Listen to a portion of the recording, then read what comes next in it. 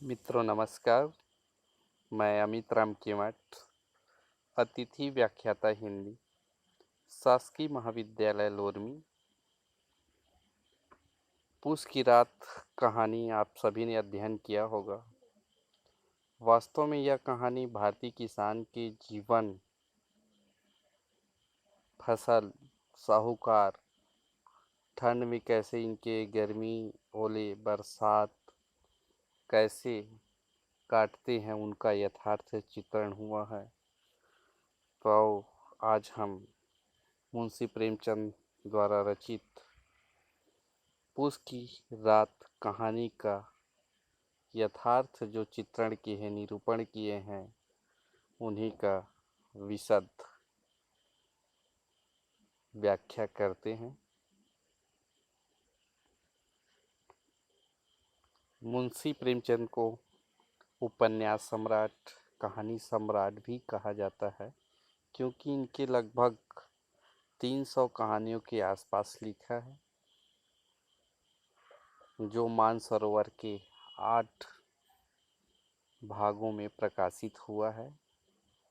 इनके उपन्यास तो प्रसिद्ध ही हैं, गबन है, गोदान है, वैसे ही कहानी है, पंच परमेश्वर, पूस की रात, कफन, ऐसे अनेकों कहानियां हैं जिनका मुंशी प्रेमचंद ने अपने लेखनी के माध्यम से सामाजिक, आर्थिक, राजनैतिक, धार्मिक सभी दशाओं का विशद चित्रण किए हैं। आज हम मुंशी प्रेमचंद के द्वारा रचित कहानी पूस की रात के जो यथार्थवादी चित्रण किए हैं, उनका अध्ययन करेंगे। उपन्यास और कफन, पूस की रात या ईदगाह जैसी कहानियां प्रेमचंद की चर अभिव्यक्तियां हैं। जिन राहों से गुजरते हुए प्रेमचंद यहाँ तक पहुँचे हैं, जिन पड़ावों पर ठहरे हैं, जिन मोड़ों पर मुड़े हैं, वे भी कुछ कम महत्वपूर्ण नहीं हैं। इसलिए प्रेमचंद का मुकम्मल परिचय उनकी चर्चित अचर्चित कृतियों के बड़े संसार से गुजरकर ही पाया जा सकता है। प्रेमचंद के उपन्यास जितने बेहतरीन हैं, उतनी ही बेहतरीन उनकी कहानियाँ भी है। किसानों के जीवन का वर्णन जितने सच्चे, मर्मस्पर्शी, जीवंत और मार्मिक तरीके से उन्होंने किया है, वो शायद ही किसी और ने किया हो। पूस की रात कहानी भी उन्हीं कालजयी कहानियों में से एक है, जिसमें किसान के हृदय विदारक पहलू को जीवंतता के साथ उजागर करती है। पूस की रात प्रेमचंद की यथार्थवादी कहानियों में अग्रणी है। 1930 ईस्वी में रचित यह कहानी प्रेमचंद द्वारा आदर्शोन्मुख यथार्थवाद के रास्ते को छोड़कर यथार्थवादी दृष्टिकोण को अपना लेने की घोषणा करती है। यह उस यात्रा की शुरुआत है जो 1936 में कफन कहानी में चरम यथार्थ पर जाकर पूर्ण होती है। किसान वर्ग प्रेमचंद की चिंताओं में शीर्ष पर है। यह मार्मिक कहानी उनकी इसी चिंता का प्रतिनिधित्व करती है। पूस की रात की मूल समस्या गरीबी की है। बाकी समस्याएं गरीबी के दुष्कर्ष से जुड़कर ही आई है। जो किसान राष्ट्र के पूरे सामाजिक जीवन का आधार है, उसके पास इतनी ताकत भी नहीं होती कि पूस की रात की कड़कती सर्दी से बचने के लिए कंबल खरीद सके। दूसरी ओर समाज का एक ऐसा वर्ग है जिसके पास संसाधनों की इतनी अधिकता है कि उन्हें वह खर्च भी नहीं कर पाता है। यही है आवारा पूंजीवाद का चरम विकृत रूप, जिसकी वजह से समाज में आर्थिक विषमता की दरार दिन प्रतिदिन बढ़ती जा रही है। अर्थव्यवस्था की इसी फूहड़ता एवं विकृत पर यह मार्मिक कहानी व्यंग करती है। प्रेमचंद ने सर्दी के प्रतीक से इन दोनों वर्गों की तुलना दिखाते हुए समाज की कड़वी हकीकत को उकेरा है। हल्कू ने घुटनियों को गर्दन में चिपकाते हुए कहा, क्यों जबरा, जाड़ा लगता है, कहता तो था पुआल में, घर में पुआल पर लेट रहा तो यहाँ क्या लेने आए थे। अब खाओ ठंड, मैं क्या करूं, मैं यहाँ हलवा पूरी खाने आ रहा हूँ। दौड़े दौड़े आगे आगे आए, कल से मत आना मेरे साथ, नहीं तो ठंडे हो जाओगे। यह खेती का मजा है। और एक एक भगवान ऐसे पड़े हैं जिनके पास जाड़ा जाए तो गर्मी से घबराकर भागे।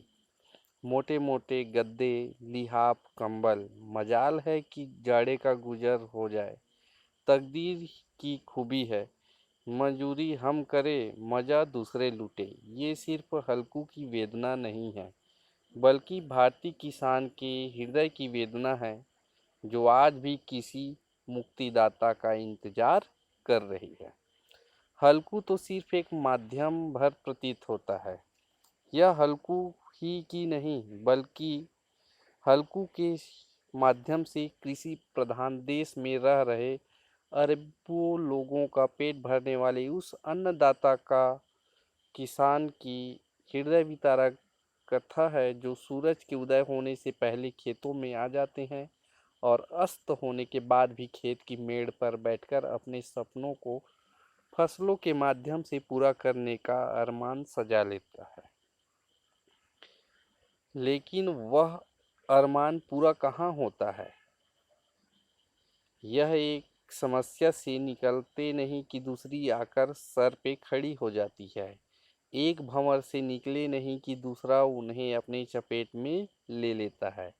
इसी जद्दोजहद में उनकी पूरी उम्र कट जाती है और एक दिन वह इस संसार को हमेशा हमेशा के लिए छोड़कर अनंत यात्रा पर चला जाता है। प्रेमचंद गरीबी के मूल कारणों तक पहुंचते हैं। मार्क्स मार्क्स की भाषा में कहे तो हल्कू की गरीबी प्राकृतिक गरीबी नहीं है, जो उत्पादन की कमी से पैदा होती है। यह तो शोषण और संसाधनों के असमान वितरण से पैदा होने वाली कृत्रिम गरीबी है, जिसे आज भी सामंती शक्तियां कायम रखना चाहती है।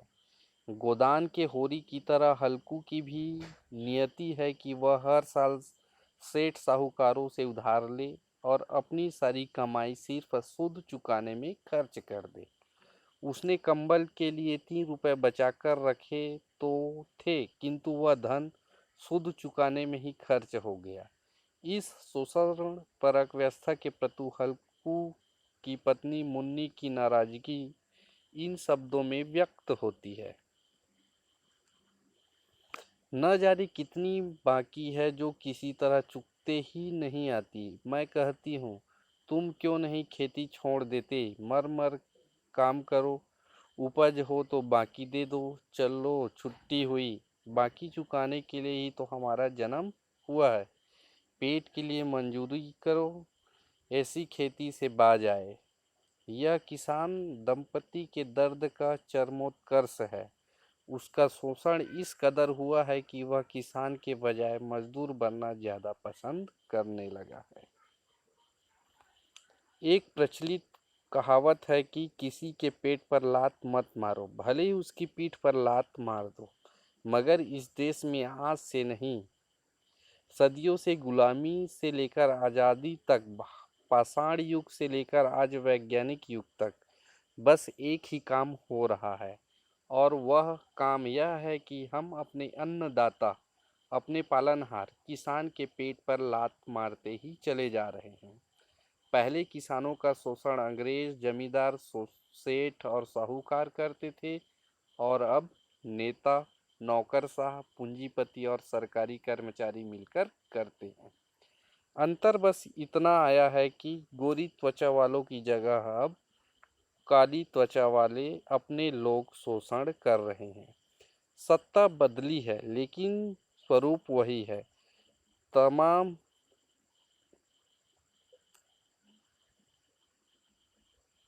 लेकिन स्वरूप वही है, मानसिकता वही है।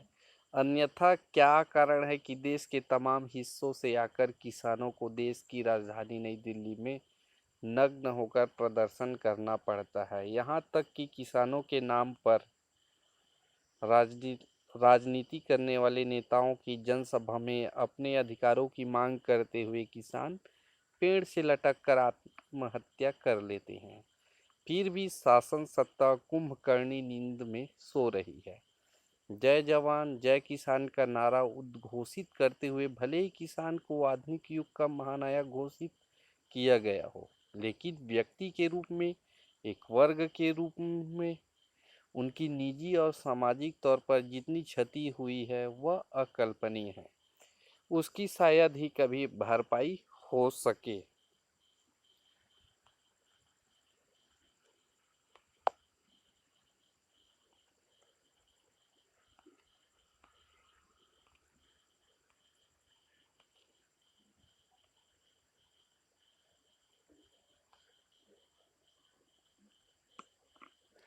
यह किसानों की वास्तव में दयनीय स्थिति के यथार्थ चित्रण है।